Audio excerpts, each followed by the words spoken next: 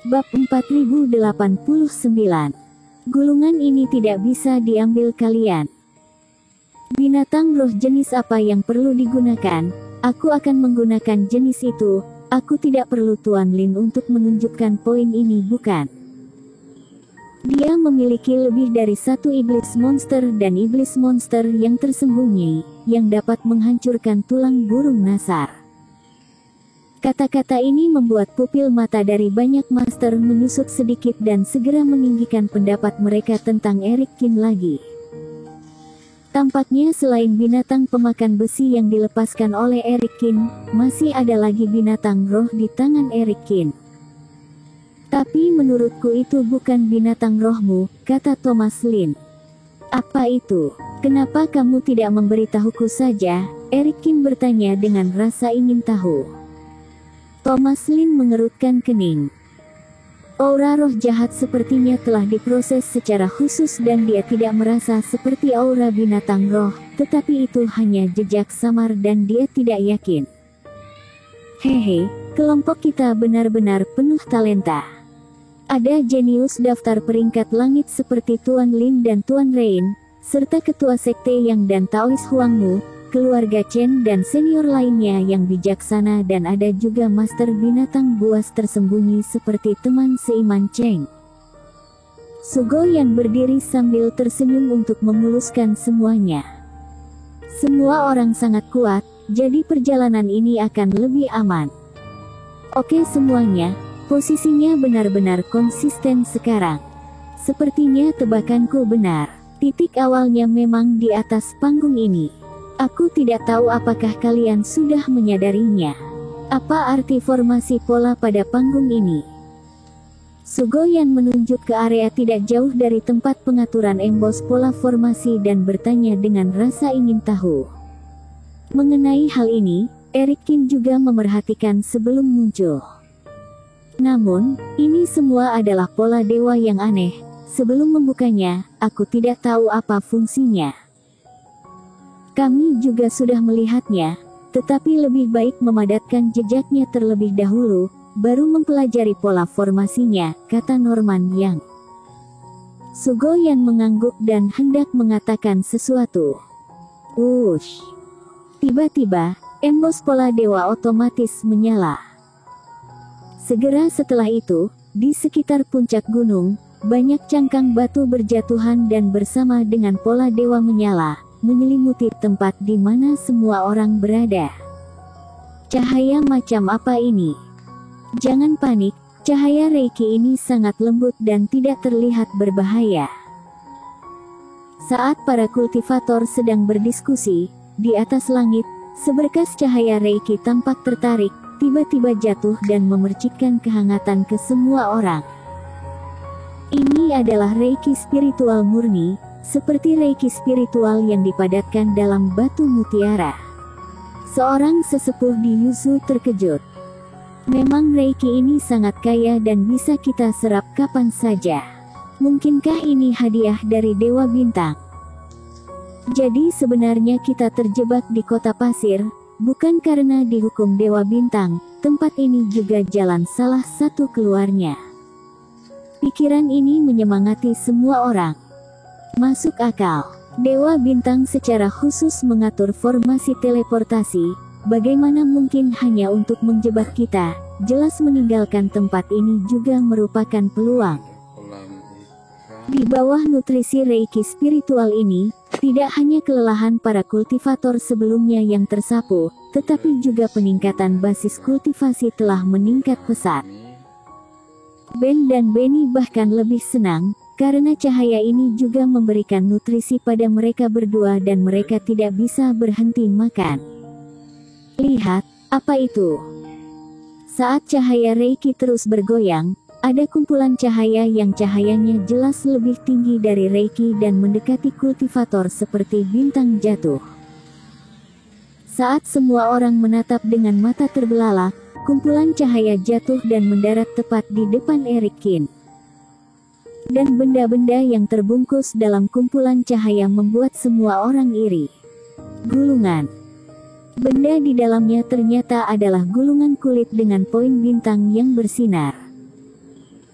Tidak, Dewa Bintang pernah mengatakan bahwa 12 jenis kekuatan suci yang pertama akan diperoleh di tempat warisan. Jadi mengapa ada gulungan di sini? Kata tetua keluarga Chen dengan cemberut. Itu gulungannya. Eric Kin juga sedikit bingung. Tak disangka, sesampainya di sini, Dewa Bintang kembali menghadiahinya dan dia langsung menghadiahi dirinya sendiri. Tunggu. Melihat Eric Kin meraih gulungan itu, mata Thomas Lin juga bergerak. Teman seiman Cheng, tunggu sebentar. Semua orang berusaha keras untuk perjalanan ini dan setiap orang yang melihatnya memiliki bagian. Gulungan ini seharusnya bukan milikmu sendiri, kata Thomas Lin. Itu benar, gulungan itu seharusnya menjadi milik semua orang. Begitu kata-kata ini keluar, Norman yang juga ikut, Taois Huangmu juga sedikit tergerak dan orientasi semua orang berubah sedikit dan sedikit akan bergerak. Semuanya, gulungan ini jatuh di depan Tuan Cheng, jadi sudah jelas di mana tempatnya, kata Arsoli dengan cemberut. Ini seharusnya menjadi hadiah untuk membunuh burung nasar dan itu tidak ada hubungannya dengan kalian. Apakah kalian ingin merebutnya? Deno Wang juga berkata. Bahkan Ben dan Benny mengerti dan mengeluarkan suara peringatan rendah. Bukan seperti itu. Siapa bilang benda ini digunakan untuk membunuh burung nasar? Selain itu, panggungnya sangat besar, jadi tidak mengherankan jika jatuh di depan siapapun, kata Norman yang sambil tersenyum sinis. Semua orang berkontribusi, bahkan jika gulungan itu diberikan kepada teman seiman Cheng, kita juga harus diberi kompensasi. Aku pikir gulungan ini harus dibagi sesuai dengan kontribusi. Pihak Yuzu berkontribusi paling banyak dan gulungan itu harus menjadi milik kami, kata tetua berambut abu-abu itu. Ini hanya rencana perjalanan sebelum titik awal. Jalan masih panjang. Aku pikir lebih baik menyegelnya dan membicarakannya di akhir, kata tetua keluarga Chen. Tidak, gulungan ini muncul saat ini, tentu saja harus dibagikan sesuai dengan kontribusi sebelumnya. Sekelompok orang, kecuali Sugoyan dan Rain, semua kultivator berdebat.